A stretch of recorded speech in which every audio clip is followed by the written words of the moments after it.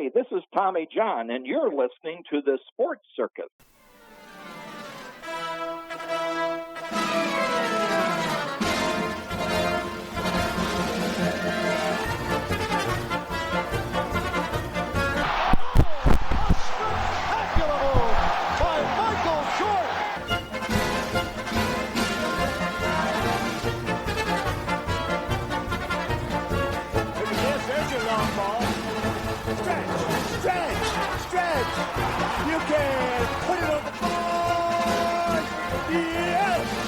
Welcome to the Sports Circus. I'm your ringmaster, Sal, live from Las Vegas in the AMP TV studio, AAMP Television. Today's show is brought to you by UppercutChops.com. Check out their tasty selection of all-natural, dry-aged USDA prime Wagyu steaks and chops. Wait till you taste their best-in-class New York steaks, the filet mignon, and of course the king of all those gigantic cowboy cut and tomahawk cut ribeyes. Best I've ever had, probably be the best you ever have as well. Check them out at UppercutChops.com. That's UppercutChops.com. Or give them a call, find out what's for dinner. 714-948-0100. 714-948-0100. 714-948-0100 for UppercutChops.com.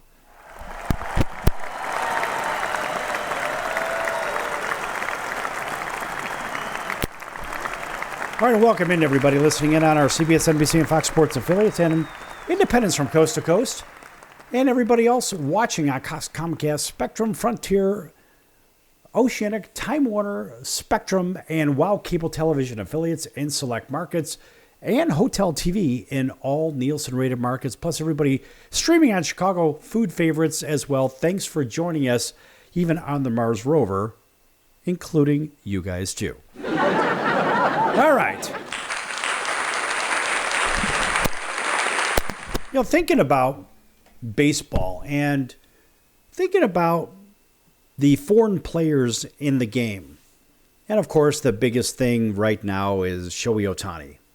And Ohtani is bigger than life. He's probably the most popular athlete in the world right now.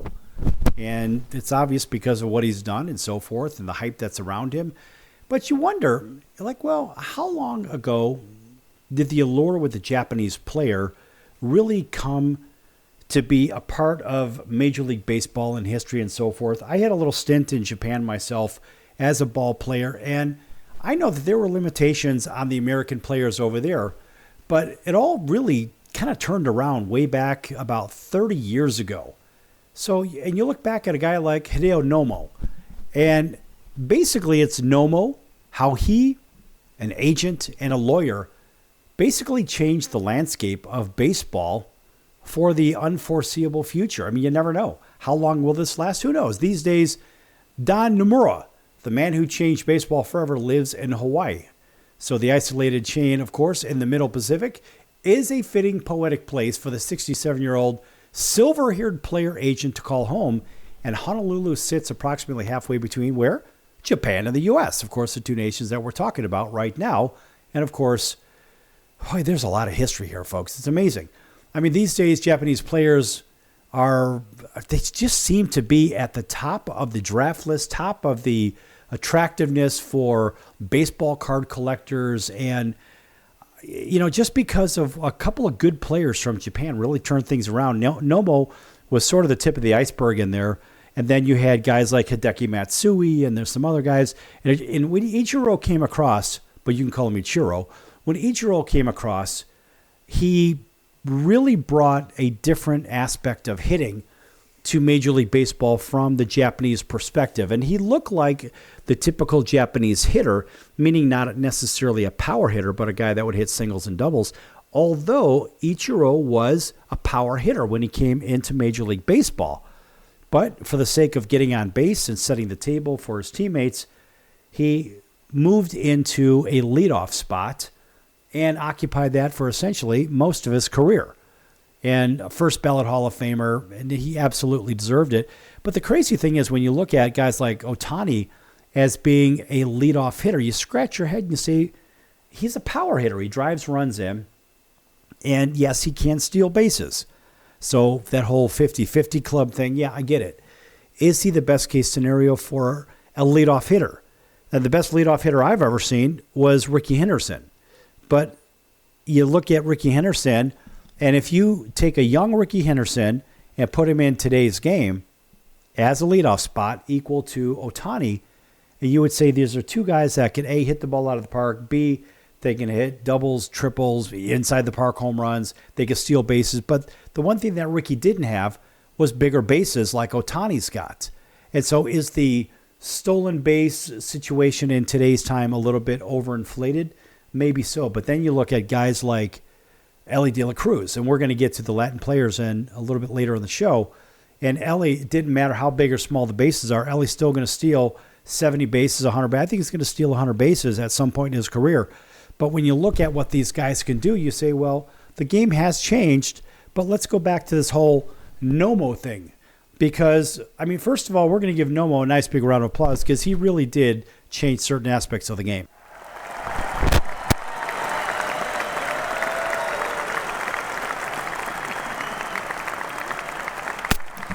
And he deserves that big applause.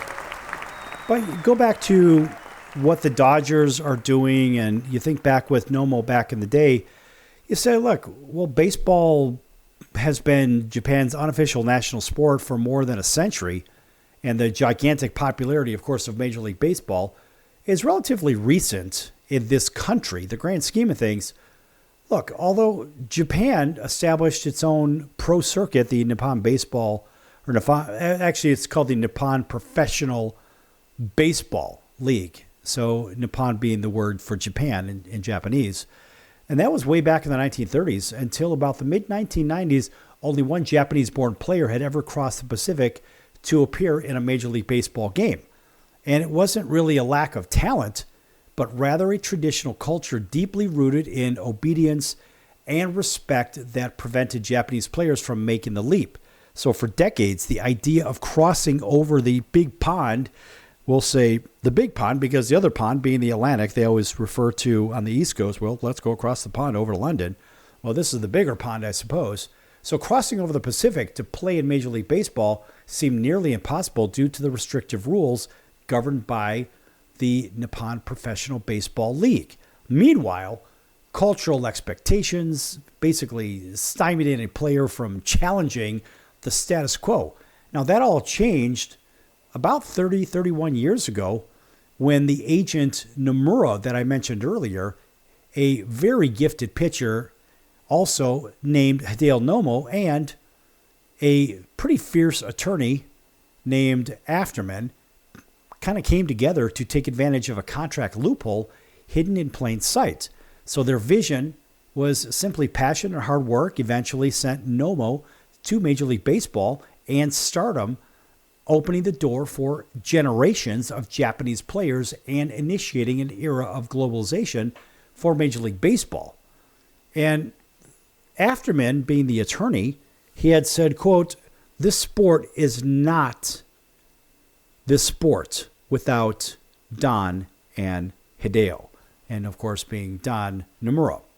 And so that quote, yeah, it has a lot of redeeming factors, and there's a lot of truth to it.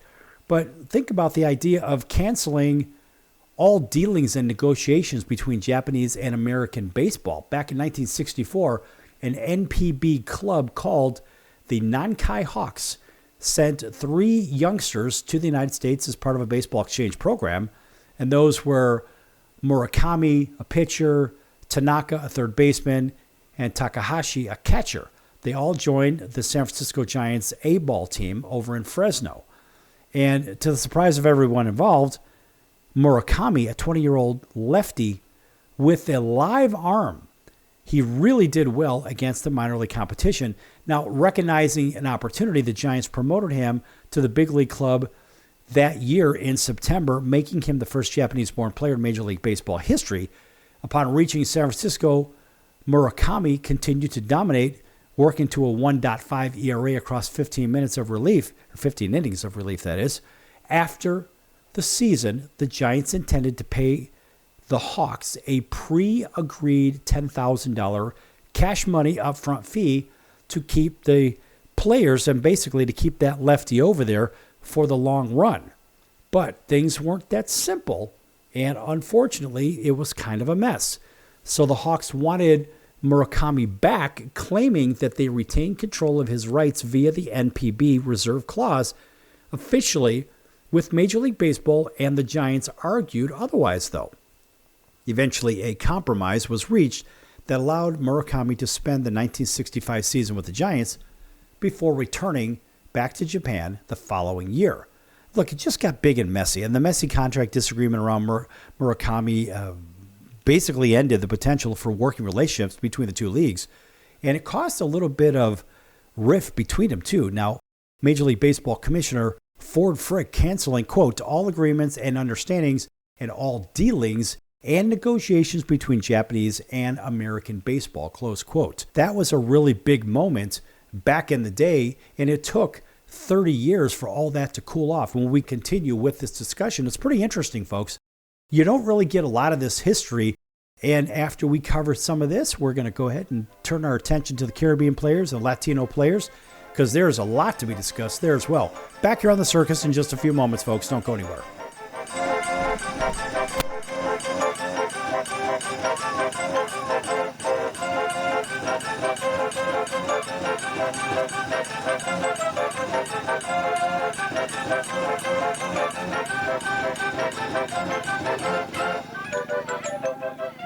Attention business owners, you and your customers are listening to this right now. Face it, every business needs customers, even yours. The Sports Circus is a primetime nationally syndicated program that's carried on ABC, NBC, CNBC, and Westwood One News affiliates, plus CBS, Fox, and NBC Sports affiliates across North America, with coverage from Hawaii to New York.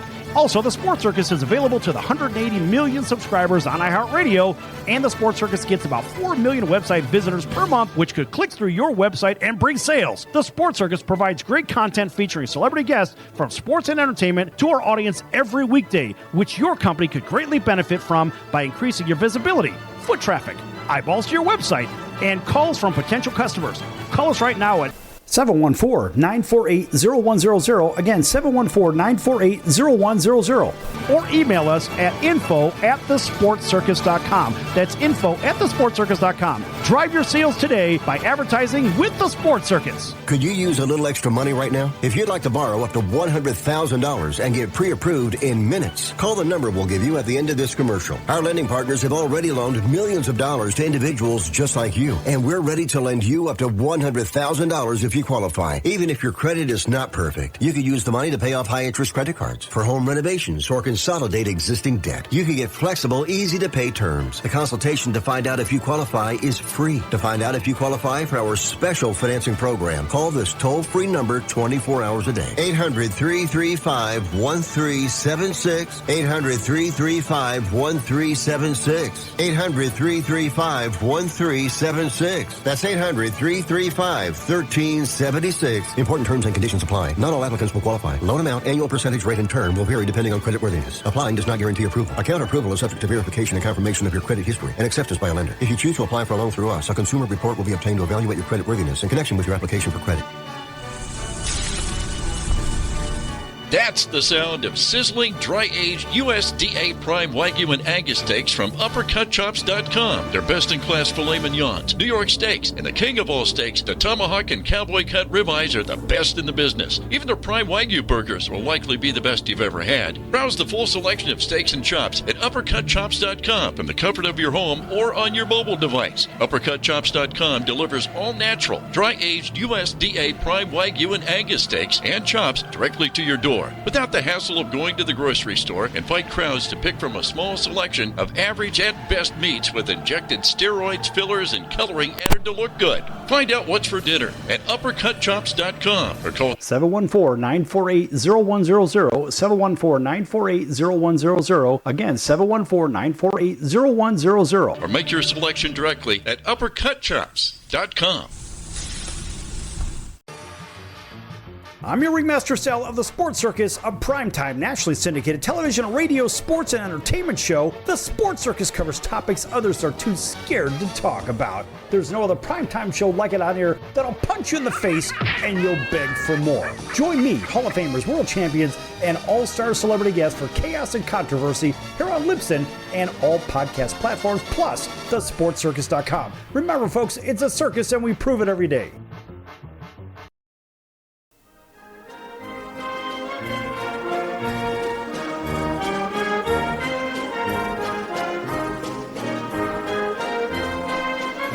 Welcome back to the Sports Circus. I'm Roy Firestone. Now it's time to throw it back to Sal.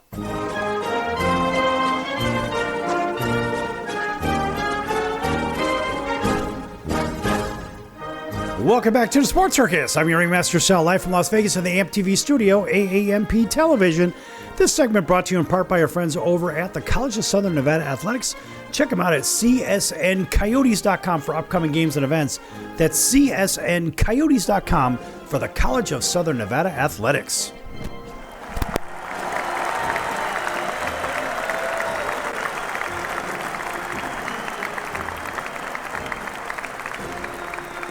All right, a big welcome back to everybody listening in on our network affiliates up and down the West Coast and all of our independents as well, throughout the Heartland as well, all the way down to our friends over in Auburn, Alabama, WAUD. That's 1230 on the AM dial. That's home of the Atlanta Braves. Big hello to our friends in Atlanta, WDJY 99.1 FM, as well as our friends over in Honolulu on CBS Sports 1500 KHKA. That's home of the Yankees, 49ers, and the Alabama Crimson Tide. So also, folks, everybody on Chicago Food Favorites, thanks for joining us. Check that out, folks. Chicago Food Favorites on Facebook, a nice, fun group. It's free. Talk about your favorite restaurants, your favorite recipes, and just food in general. Post your favorite things on there. Listen, there's well over 2,000 people that have joined that particular group. It's a fun group. It's free, and I'm your administrator, so just don't spam the page, if you know what I mean. All right, back to this story. And it's about Japanese players making their way into Major League Baseball from the Japanese Baseball League. It all pretty much started with a few guys that came over in 1964. And most notably, it was surrounded a lefty pitcher by the name of Murakami. And this was with the San Francisco Giants organization back in the day. And so obviously Major League Baseball wanted to keep him. And there was a problem with the contract because the team where he came from, which out of the Japanese Baseball League, they wanted to keep him, and that's the Nankai Hawks. They said, no, we want to keep him over here. So technically he got to play the 64 season, spent the 65 season with the Giants before going back to Japan. And then the commissioner of baseball, Ford Frick, back in the day said all agreements, all understandings, and all dealings and negotiations between Japanese and American baseball leagues are basically done. So that stood for a very long time. Now you go back to the late summer of 1994, and Don Nomura and Gene Afterman, the lawyer, went to a game at the Tokyo Dome. And at that time, Nomura was something of a baseball nomad, born in Japan to an American father and a Japanese mother. He played collegiately at Cal Poly Pomona and professionally for a few years in the Japanese Baseball League and their minor league system. In his 30s, Nomura returned to the United States working a series of unusual jobs before basically borrowing enough money to purchase controlling stake in an unaffiliated minor league team called the Salinas Spurs. So the Salinas Spurs was one of those independent teams. So it was there in Salinas in California, basically 10 miles from the Pacific and more than 5,000 miles from Japan, that Nomura met Mac Suzuki, a trouble-making Japanese teenager whose misbehaving had gotten him kicked out of his native country and their youth baseball system. So Suzuki went on to have a 6-year Major League Baseball career, caught Nomura's attention, eventually motivating Nomura to sell his club and become a full-time agent. And as a matter of fact, he had said, that's Nomura, quote, Suzuki basically got me to represent him. And then, I dug into the history of baseball itself and I started to learn about it. Former Major League Baseball Player Association Executive Director Marvin Miller and his great work, and thought this might be my career, close quote. So Nomura also dabbled into the world of baseball cards, just like myself and like millions of other people around the world, which was how he came into contact with that lawyer Afterman from the 1964 situation with the other pitcher from the San Francisco Giants organization. And so it all came down to Nomura. He owned the rights to baseball card licenses in Japan, licenses that became infringed upon by major American companies and this big card company. So in the Afterman, the lawyer, then a recent law school grad, working for a small firm in the San Fernando Valley, was introduced to Nomura and his legal situation by a mutual friend. In fact, Afterman said, quote, "I'd never been to Japan," close quote. So Afterman, who had been assistant general manager with the Yankees since 2001, had told a major publication about the job that changed her life. How do you like that? And Afterman said, quote, "Always loved baseball, so I jumped at the chance," close quote. Now, when Nomura took Afterman to a Japanese baseball game at the Tokyo Dome, she was struck by the quality of baseball on display, which I've seen myself. I mean, every game is like the World Series over there. It's unbelievable. So you might say it was sort of one of those moments, those aha moments. As a matter of fact, she had said, quote, "We'd always been told in the United States, they're just a AA or AAA team. But these were legit, incredibly talented baseball players. I asked Don why there weren't more Japanese baseball players playing in the United States." And of course, close quote. And of course, Nomura had said with a grin, turning to the lawyer Afterman, quote, "Well, I'm glad you asked," close quote. So he told Afterman the story of Murakami, that left-handed pitcher that I've mentioned, and the hands-off agreement between Major League Baseball and the Japanese Baseball League put into place in 1967. So he explained how Japanese teams, upon signing a player, held their rights for 10 years before the player could reach free agency, and he laid out how that dynamic made it nearly impossible for a Japanese player in the prime of their career to sign with a Major League Baseball club. And of course, Nomura was sort of a renegade. That's just kind of how he was born, I guess. And he had been pondering the idea of, maybe challenging the status quo for a while, but he was kind of lacking in a couple of areas. For one, he needed a legal mind to help him, hence Afterman, eager to be an accomplice, certainly filled that role. But above all, Nomura had to find the player, one frustrated enough with the Japanese Baseball League, the traditionalism of it, and bold enough to rebel against it. And so something that would basically make it work all a while, enter Hideo Nomo. So after debuting with the Japanese baseball team's Kintetsu Buffaloes as a 21-year-old rookie in 1990, Nomo was an instant success using a deceptive torso swing and overhead windup. You may remember, get that image out of your head, because it's been mimicked over and over and over. And even by Shohei Ohtani, even mimicked it as well. But a mid-90s fastball and a really good splitty. So he won the 1990 Sawamura Award for Japanese Best Pitcher. It's kind of like the Cy Young. With that success came, of course, expectations to pitch. So between 1990 and 93, Nomo threw 74 complete games, finishing 63% of the games that he started, and that figure statewide would be the integration era record for most complete games in a player's first 4 seasons. So in Japan, however, leaning on talented starting pitchers was commonplace, though. So by 1994, the years of overuse led to a shoulder injury, which is rather common. Again, if you just keep throwing them, the hose is going to be hanging, folks.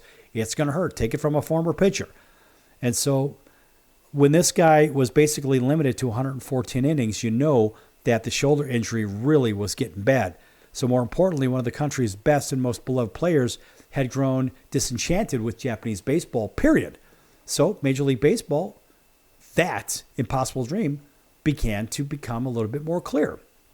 So we think of the 4 corners of the document that are going to set us free, so to say. So by the way, a mutual friend, news of Nomo's frustration and curiosity made its way to Nomura, who agreed to sit down with an aggregate pitcher in Tokyo in a hotel in late 1994. And at that meeting, Nomura had laid out the ins and outs of American baseball, the strengths of the Major League Baseball Players Association, and how Nomo would certainly be paid a very fair contract in the United States. In fact, Nomura had remembered, quote, he said, quote, he was really awed by it, and he just thought that the American baseball had a system that was more beneficial for the player, and that the Japanese system really screwed over every single player, close quote. Now, Nomo was in, and so the agent and the lawyer got to work. And Nomura sent the lawyer, being Afterman, a translated version of the Yakyu Kiroku, Japanese extensive baseball rule book.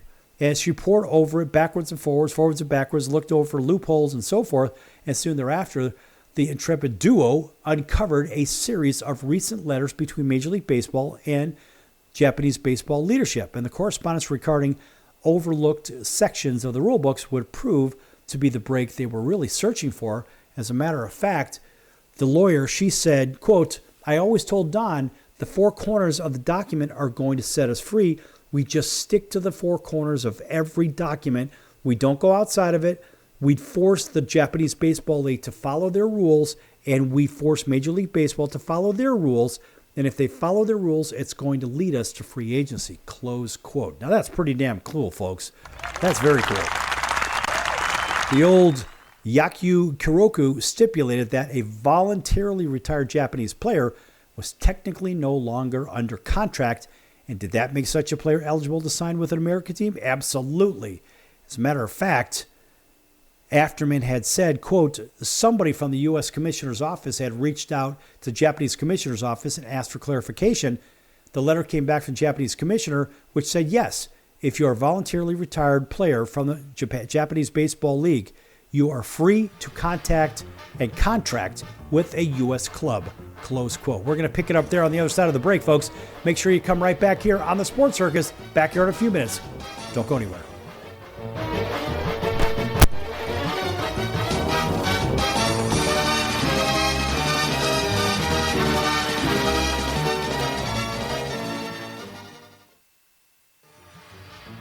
I'm your ringmaster Sal of the Sports Circus, a primetime nationally syndicated television, radio, sports, and entertainment show. The Sports Circus covers topics others are too scared to talk about. There's no other primetime show like it out here that'll punch you in the face and you'll beg for more. Join me, Hall of Famers, world champions, and all-star celebrity guests for chaos and controversy here on Libsyn and all podcast platforms, plus thesportscircus.com. Remember, folks, it's a circus and we prove it every day.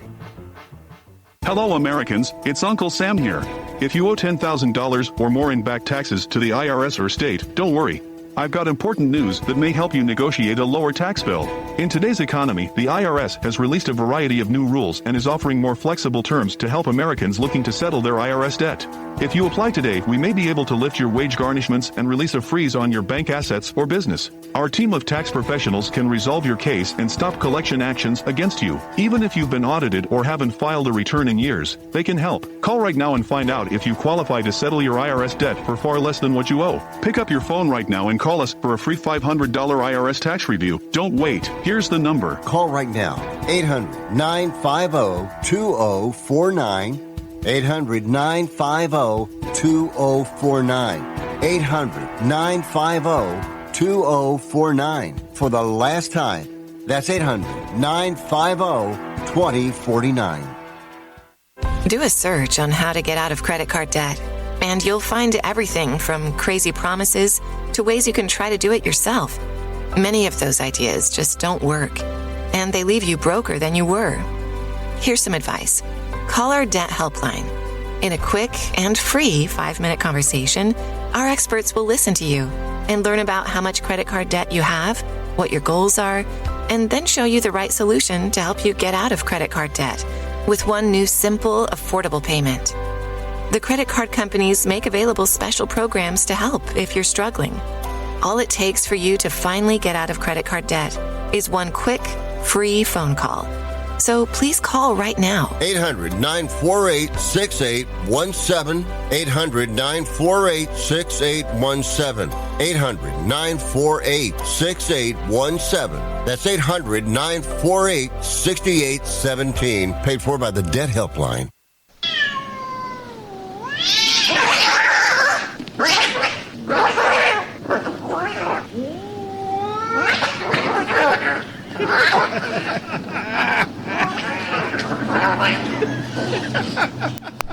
That's ridiculous.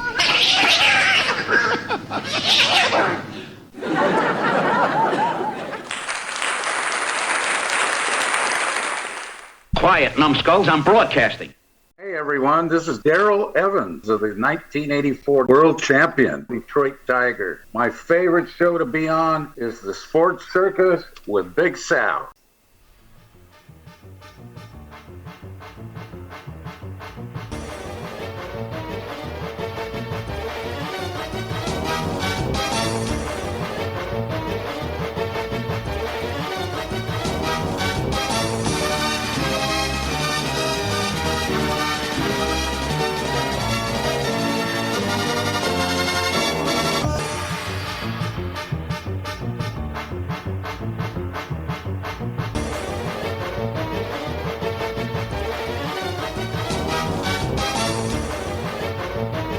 Welcome back to the Sports Circus. I'm your ringmaster Sal, live from Las Vegas from the AMP TV studio, AAMP Television.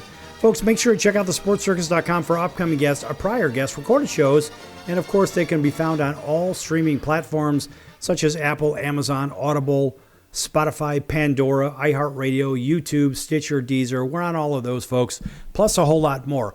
Also, make sure you check out the partners page. Lots of great partners over there.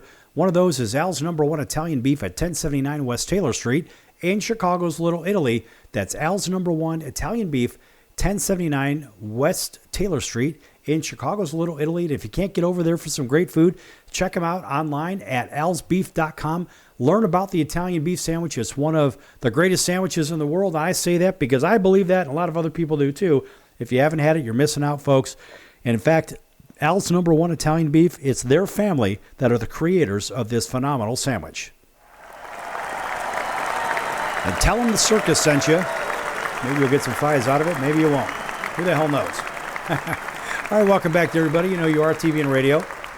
Carrying on with this evolution of the Japanese baseball players in Major League Baseball and how the whole thing kind of came about. And it's a very interesting story. A lot of it has to do with a guy that basically is playing agent in the whole idea of bringing over Hideo Nomo over to the league. And we'll just say over the last 30 years, Japanese players have really come to prominence. More recently, over the last decade, it's really gotten busy. But there were plenty of good ones. But there's something interesting. It's basically the Japanese handbook or the rule book for the Japanese Baseball League called the Yakyu Kiroku. And that stipulated that voluntary retired players, Japanese players, were technically no longer under contract. And if you're just tuning in, there was a 10-year rule for free agents. And that was a problem after they're retiring. I mean, really, the careers aren't that long anyway.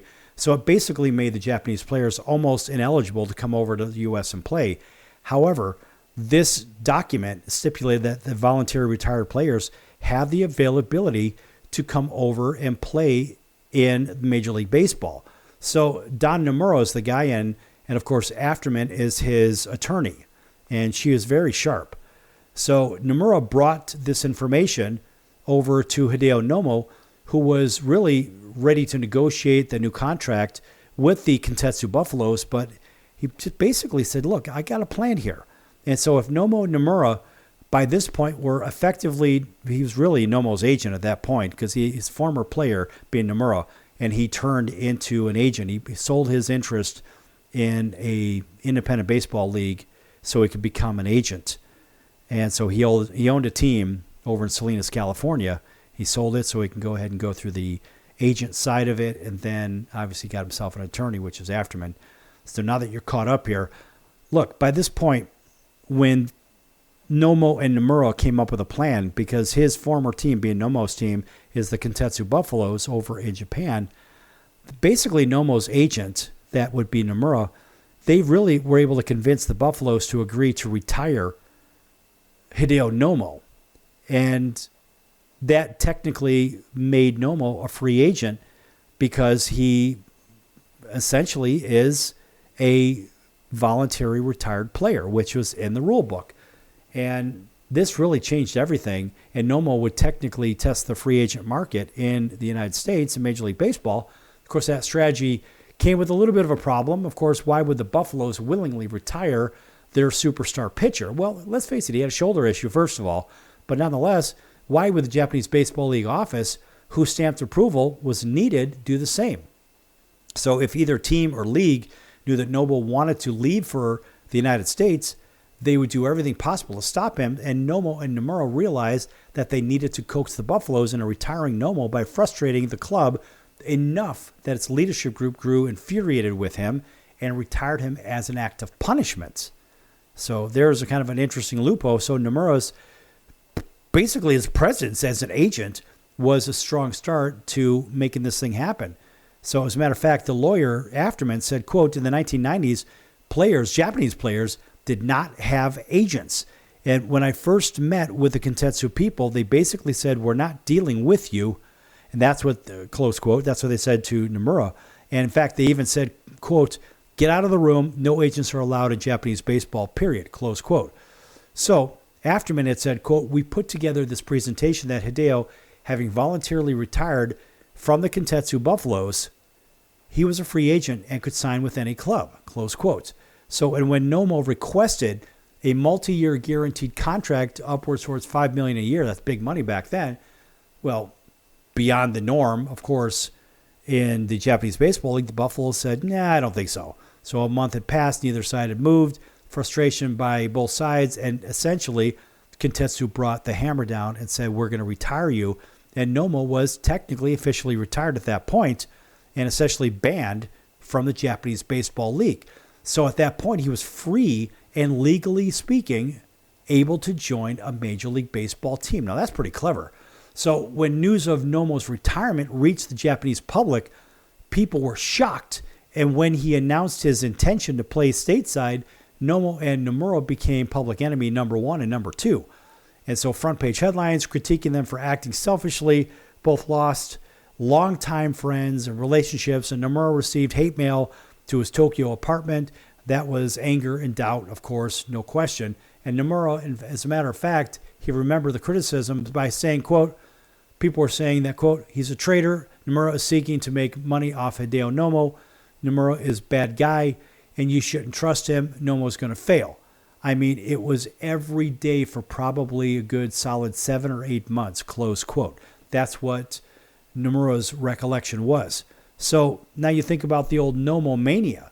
So back on May the 2nd of 1995, less than 6 months after he upended the world of Japanese baseball, Nomo and the Dodgers, they struck a deal. He climbed, of course, the Major League mound for the first time, and it was there. And basically beneath the winds of the Candlestick Park, because you remember the stick was the place back in the day in San Francisco, because it was Nomura who played for the Giants, and now it is Nomo playing for the Dodgers, that proved that he and his countrymen could actually thrive in Major League Baseball at the highest level. So facing a lineup that featured home run king, of course, Barry Bonds, Nomo struck out 7 Giants in 5 scoreless innings while allowing just 1 hit. So it all happened actually against the Giants, Nomura's old team. And so, of course, that rookie lefty was officially a sensation. And once he notched his first win in early June, Nomo mania got out of control. So cameras, reporters, media members flooded, I remember this very well, in front of both sides of the Pacific. And Nomo delivered gem after gem after gem. And Nomo madness. I went and got a bunch of his baseball cards myself, as a baseball card collector and former ball player at that time. Japanese fans who just months earlier considered Nomo a villain hail him as a hero after a spectacular month of June in which he posted a microscopic 0.89 ERA in 50 innings pitched. That's nuts, folks. That he earned the All-Star Game starting pitcher for the National League. And, of course, he finished the year with a 2.54 ERA, 236 strikeouts across 28 starts, and, of course, getting the Rookie of the Year at that point. And, of course, at that point, proven, doubts quieted, and let's face it, this guy was able to shut everybody up. And the lawyer said, quote, "I didn't view it in terms of changing the sport or as being a historic event. I didn't view it in a mythical or magnificent way, but I just knew that by opening up Major League Baseball increasingly to international players, it was and should change the sport forever," which it certainly did. Now, Nomo went on to pitch 11 more seasons. He never quite returned to the heights of his first year, but his legacy is far beyond anything that could be found on the stat sheet. And, of course, Nomura continued challenging that Yakyu Kyoroku guidance, and that's the Japanese Baseball League, basically their handbook, guiding players such as Alfonso Soriano and Hideki Irabu out of their Japanese baseball contracts into Major League Baseball. So it was also the Caribbean players as well, which we're going to talk about in the next segment. But in response to the growing desire of Japanese players in Major League Baseball, the two leagues instituted a posting system in 1998, and the core of which is still in place today.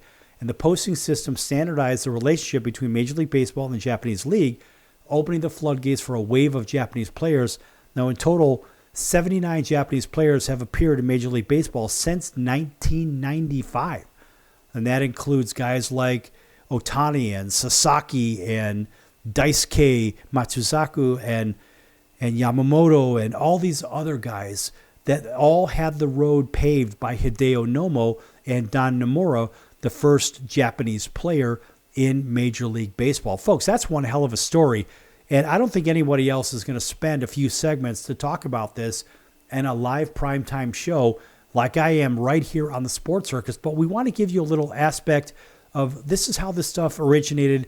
Again, I had a little taste of the Japanese Baseball League myself and, of course, professional baseball right here in these United States of America. So I understand how the rules are manipulated here, there, or whatever. And I tell you, it's very interesting if you've been in the rodeo and then you read about this. I didn't know the story fully, but until I had my experience in Japan and the limitations, this whole thing made sense to me because I was there before Hideo Nomo over in Japan. Back here in a few minutes on the circus, folks. Don't go anywhere.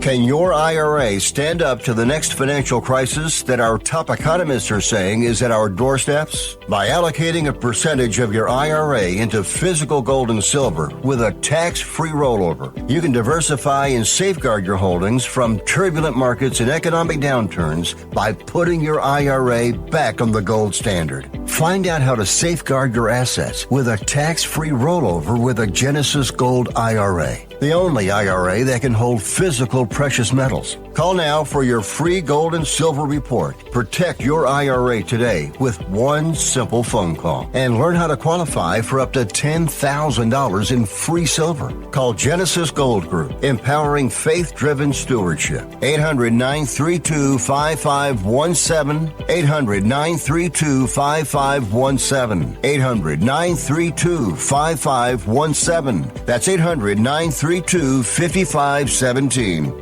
If you served in the Marine Corps, by now you know about the contaminated water problem at Camp Lejeune. If you were stationed or worked at Camp Lejeune from 1953 to 1987, you probably have a lot of questions. We have some answers. You could be entitled to compensation. Billions of dollars are being allocated to pay for damages to anyone stationed at Camp Lejeune during that time. Unfortunately, it appears that officials may have known the contaminated water problem existed and did little to protect their men. The Semper Fi Code was not honored. If you or someone in your family has developed a serious illness, including various forms of cancer, call this Camp Lejeune legal support line right now.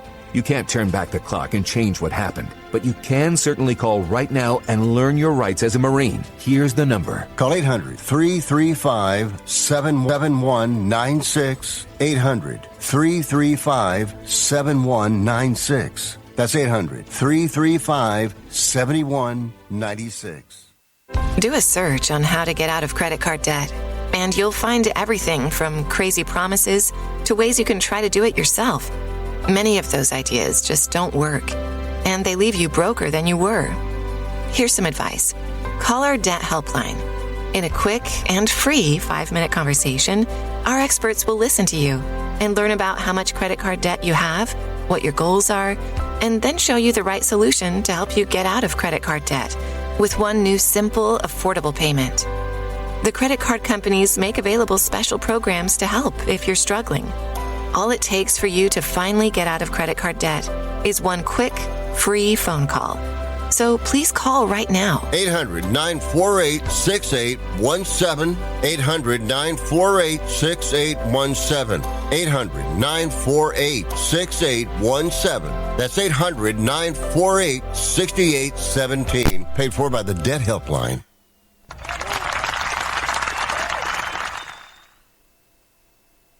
Welcome back to the Sports Circus. This is Scott Spezio, two-time World Series champ.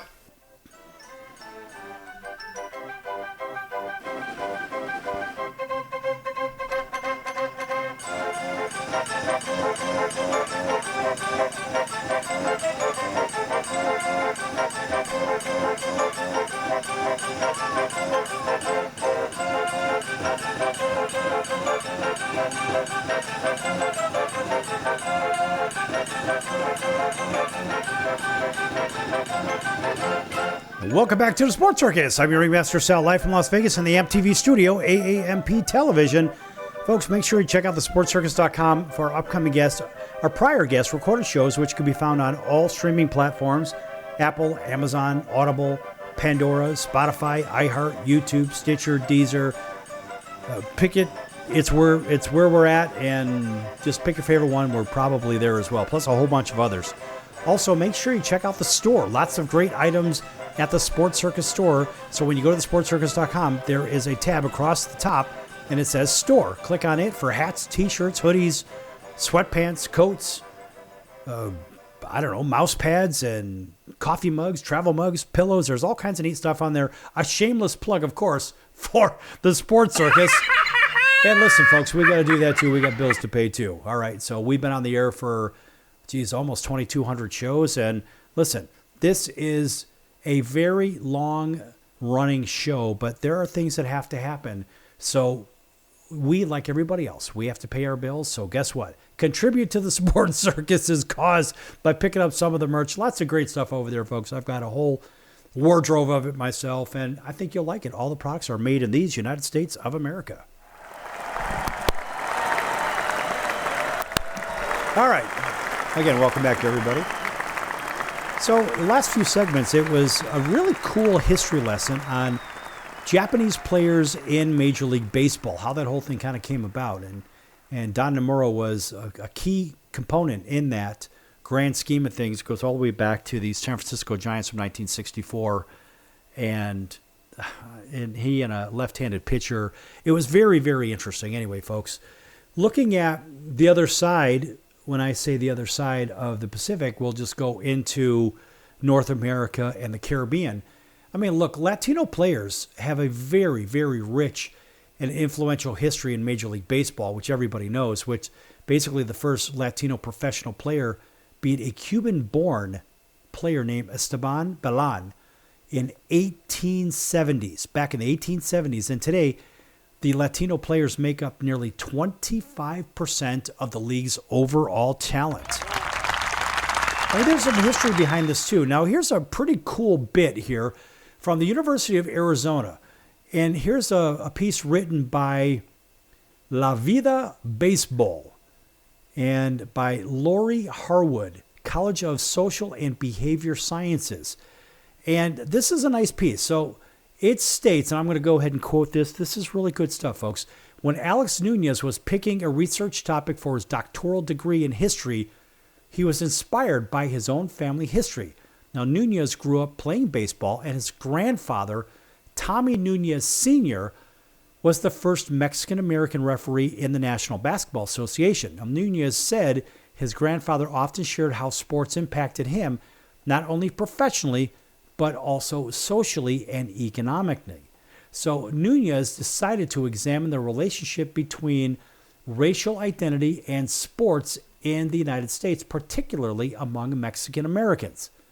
So in addition to being a doctoral student in the Department of History and the University of Arizona's College of Social and Behavioral Sciences, Nunez also worked as Assistant Director of Recruitment and Admissions for the Honors College at the U of A.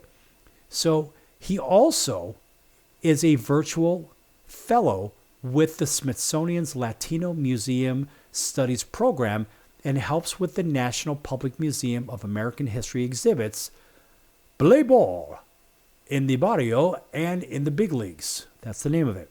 And the exhibit examines how generations of Latino players have changed baseball and transformed American cultures. Now, Nunez creating a collection of resources on the topics for K through 12 educators, a task the former high school teacher is excited to work on. This is pretty good stuff, folks. So the exhibit ties into Nunez's research on how baseball players presented an opportunity for Latino players and also mirrored their limited opportunities, how it served as a vehicle for identity formation, and how baseball and other sports can be a gateway to understanding larger issues in society. So Latino players in the majors, think about this, more than 50 Latino players participated in Major League Baseball before Jackie Robinson became the first African American to play in Major League Baseball back in 1947 with the Brooklyn Dodgers. So Nunez has said, quote, "My research gets into how Latino players negotiated with the racial logic that baseball employed to decide who could play and who could not play, and oftentimes it was a case-by-case basis, close quote. Now, Vincent Nava became the first Mexican-American to play professional baseball in the United States in 1882. So for most of his career, he claimed Spanish heritage. Nunez said the ambiguity of Latino racial belonging allowed some individuals to circumnavigate color lines, but it came at a cost to other people of color. And Nunez had said, quote, while the ability to participate in a white space is certainly a personal act of resistance and mobility, this claim to whiteness reinforces the standard for membership established by the dominant group, close quote. So then there's the issue of identity formation and switch hitting. How about this one? So think about what Nunez had said. Mexican-American players used a paradox of strategies to negotiate their identities.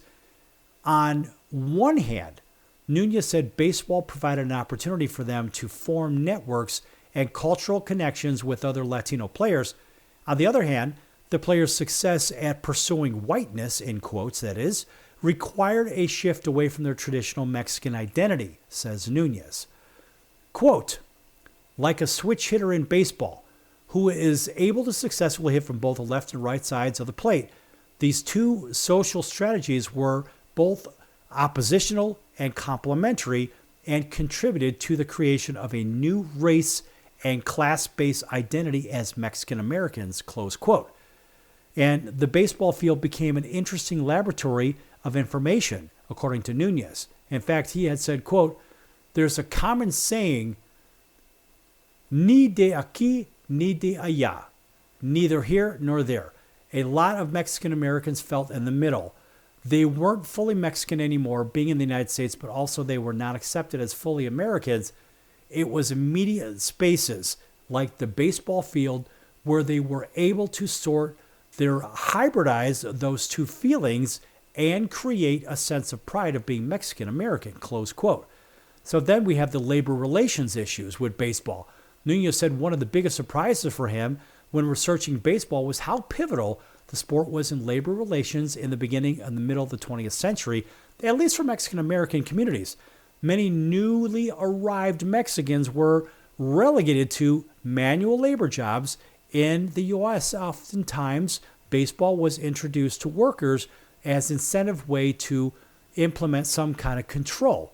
As a matter of fact, Nunez said, quote, the managers were saying essentially, if you do your job well on Saturdays, we'll have baseball games. It was also meant to be a way to inculcate American values and with the perception that people of color or immigrants did not possess the characteristics of being an American, and sport was always a way to embed the idea of teamwork and discipline, close quote. Very interesting perspective. So sometimes the goal of controlling workers got turned on its head, of course. That's what Nunez said. When workers spent time together playing baseball or other sport, it often became an informal means of organizing. And of course, they didn't want that. Nope, that's taboo. And Nunez said, quote, they recognized that when they were together, there were some grievances that they had with their conditions, almost like a union, right? And they could use that time to organize and demand change, close quote. So then there was the big rise of the Latino players in baseball. Over the years, Latino players, including those who grew up in the U.S. or came from Mexico or Puerto Rico or Venezuela, Cuba, or the Dominican Republic, have had large impacts on baseball for American cultures as well. One example, how about Fernando Valenzuela, right? A Mexican player from 1980 to 1997, most infamous, of course, with the L.A. Dodgers. This guy, quote, for a long time, Mexicans were averse to the Dodgers because of the history of the forced removal of the residents of Chavez Ravine to build Dodger Stadium, and Fernando Valenzuela really won those fans over due to the Dodgers. Of course, there's always been studies done about how Fernando, as this iconic Mexican player, for more broadly impacted views on immigration in the 80s and 90s, close quote. So formalized baseball history is becoming more Latinized with the increase in the number of Latino players inducted into the Hall of Fame. And that's not just to say discrimination has disappeared, but for example, some of the Latino players have more animated style of play and bat flipping, which I'm certainly not a fan of, done in celebration after home runs. And it's popular in Latin America in the leagues, which I'm really surprised it is, because that's a sportsmanship issue. So bat flipping showed up in Major League Baseball and made a lot of people upset. But moving forward beyond this, we think of some of the early pioneers. And, of course, it was Esteban Belán, and that was basically considered, like I said, the first Latino professional baseball player. And then Rafael Almeida and Armando Marsas, the two first Latin players in what's now Major League Baseball, joining the Cincinnati Reds in 1911. Adolfo Luque, the starting pitcher who played for the Reds from late 1910s through the 1930s, winning 27 games in 1923. And, of course, segregation identity was a big issue. While segregation wasn't officially part of the professional baseball until 1890, racial prejudices were already widespread. Latino players had to navigate these prejudices and adapt their identities to seek better opportunities. So it was pivotal for sure. And we think of those notable Latino players. Roberto Clemente comes to mind, Puerto Rican player, and one of the best of all time. Juan Marichal, another one, a Dominican pitcher, famous high kick, known for his 620 win seasons, 2,303 strikeouts. The guy was incredible. How about Mariano Rivera, Panamanian relief pitcher? Everybody knows Mariano. Rod Carew. I mean, who can forget Rod Carew, another Panamanian baseball player, second baseman, known for being one of the best hitters in the game. How about Albert Pujols, a Dominican slugger? Everybody knows Bert. And, of course, his years with the Cardinals and the Angels. Then we mentioned, of course, Fernando Valenzuela, Mel Amata. Then we've got guys like Big Papi. We had Big Papi on the show here. You think about those Hall of Famers. And Robbie Alomar, Pedro Martinez, Ivan Rodriguez, 2017. Vladdy Guerrero, 2018, second ballot Hall of Famer. Edgar Martinez, Puerto Rico. We mentioned Big Papi, 2022, first ballot Hall of Famer. Adrian Beltre last year, he was a first ballot Hall of Famer. It keeps going on and on and on. And it's going to be guys like Felix Hernandez. Alex Rodriguez maybe someday might get a chance. Who knows? He seems that there may be some question with his potential of performance-enhancing drugs. We know that some of the other guys that are going to get consideration, Edwin Encarnacion. We're going to see possibility of two-time All-Star Asdrubal Cabrera, three-time World Series champion, Pablo Sandoval, and on we go. So there's so much influence of international play in Major League Baseball. And I'll tell you what, folks, this game is a lot bigger than you may think, but I'm glad to have been a very, very small part of baseball, and it stays with me day in and day out in everything I do. And remember, folks, if you want to win, surround yourself with winners. That's going to do it for the circus today. I'm your Ringmaster Sal. We'll see you in 23 hours on your favorite station right here. Until then, so long, everyone.